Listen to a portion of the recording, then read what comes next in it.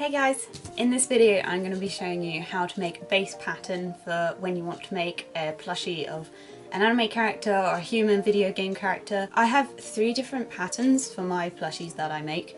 My most popular one is this one.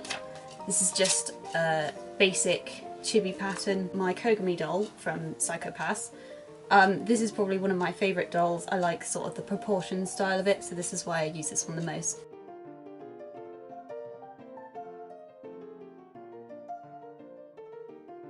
Similar sort of style is this pattern. This one just has bigger hands and then separate attachable pieces for like the feet, which I used in this doll. I slightly updated the pattern. This one doesn't have a neck, so the new pattern will look slightly different but pretty much the same as this one.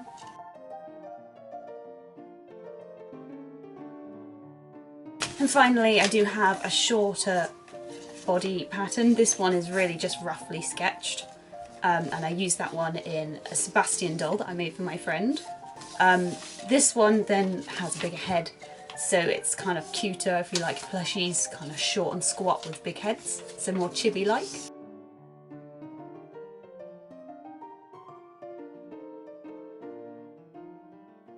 The little pattern will obviously make the head appear bigger, but the other two will have the same size head, which is still big but it's not as big. And I have a thick side of the head pattern to make sure that the head is round, and I will show you how to like sew the different parts of the feet together in this tutorial.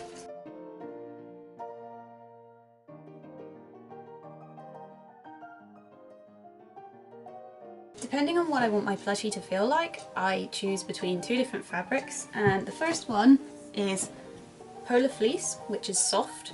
It's easy to work with, it's stretchy. I've recently bought this new fabric, which is labelled as tricot fabric. I just bought it on eBay. I'm not exactly sure what it is. I think it might be cotton jersey. For beginners I recommend Polar Fleece.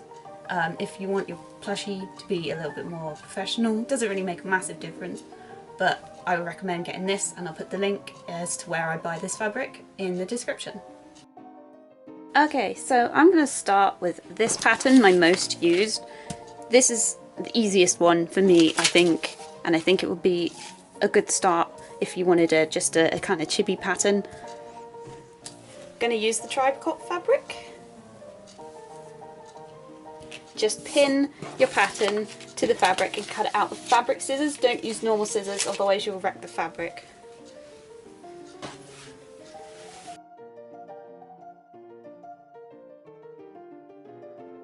You've done your first one, just unpin your pattern, and then what I do is I use the fabric pattern because it's more flexible than paper, and I turn it over so that you will be matching the sides. When you sew them together, they will be matched evenly.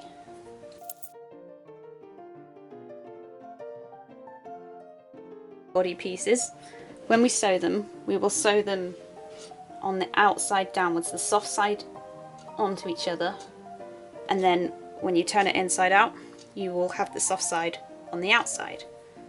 We'll pin that in a minute, but first we need to cut out the side of the head and the face.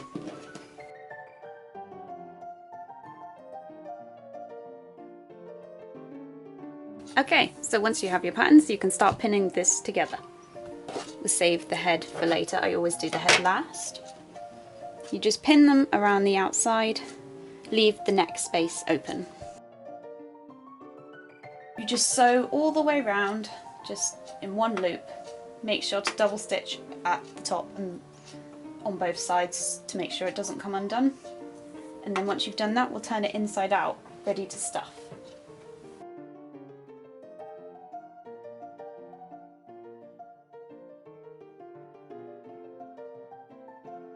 So now what you have to do is just turn this pattern that you've sewn inside out. I use a chopstick to help get the small arms because sometimes it can get stuck and you'll need to be patient with it.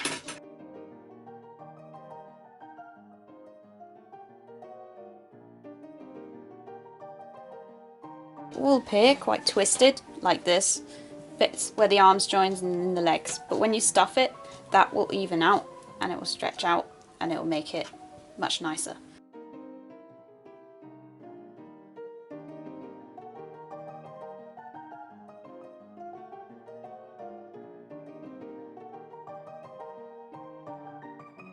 Okay, so once you've finished the body, you have to then do the head and the face. So what I do for the back of the head is I use the colour that I'm going to use for the hair, so that when you come to doing the hair on your plushie, it won't look bold when you start adding like strands of hair.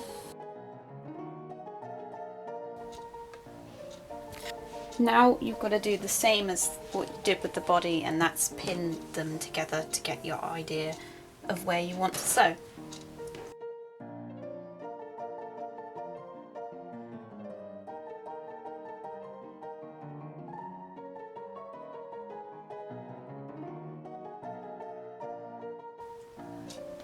I always start with just one side pinned, then sew that, and then I pin the other side. It makes it easier to sew rather than having a big thing in the way.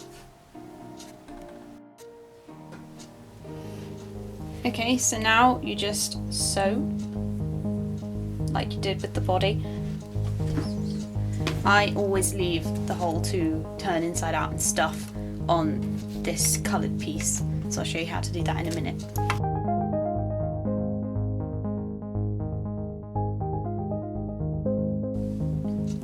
So I tend to leave the hole where this bit joins up, because then that's the top of the head, you'll have hair covering it and you won't see the hands sewing it back up together once you've stuffed it. So I just start from here, sew all the way around and stop about here so that you can turn it inside out.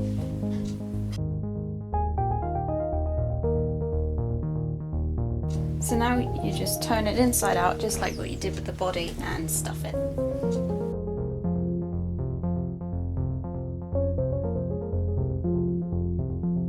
So now we need to ladder stitch this part together to make sure that it's firmly closed, and the ladder stitch is good for making your seams kind of invisible. So I'm just going to show you how to do that. First, you have to tie a knot at the end of your thread so that when it goes in, it won't keep falling out and coming apart, coming unstitched. Okay, so now what you do is you go underneath the fabric and into the fabric so that the knot is on inside and can fit in with the stuff in there. And then you just go into the other side of the fabric like that. Pull it tight and it makes a little seam there.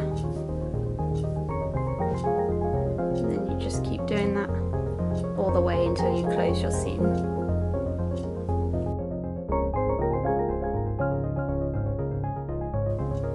Okay, now once you come to the end of your line, what I tend to do is I put the needle in directly opposite where your thread comes out,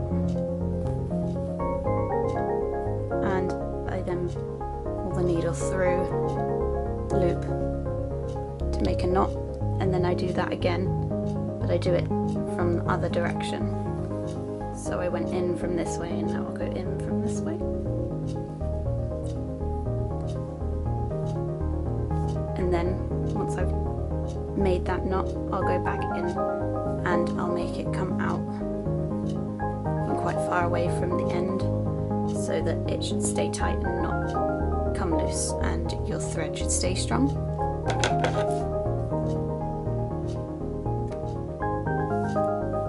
And then you have your head completely sewn, just give it a little bit of a plump up to make it even. And it's on the top of the head where the hair's going to go, so if you don't quite like stitching, you put your hair over it so it'll be okay. Okay, so now what we're going to do is we're going to sew the head onto the neck. Make sure that you have the bit that you stitched at the top, and what I do is I just pin where I want it as central as possible, and then I use the ladder stitch that I just shown you to go around about 3 times to make sure the head is stably on the neck and won't come undone and fall off.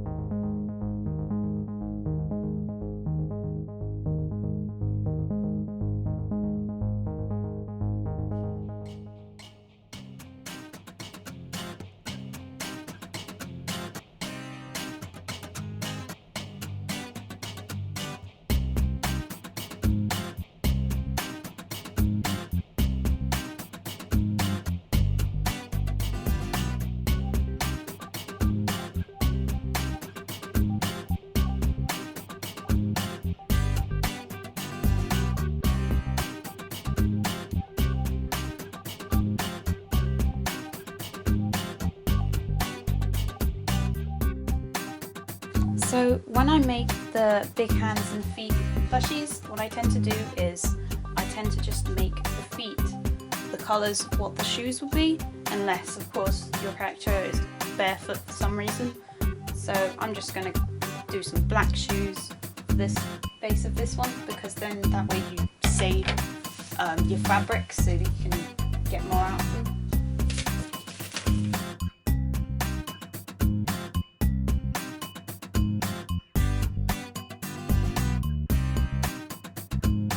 So based on the necks that I've just shown you on the previous photo, what I tend to do is I just start with the bottom and I attach the pieces. So then once you have the net sewn together, like I've done here, you just attach the sides together, just leave a gap at the top here from where you will stuff the shoe.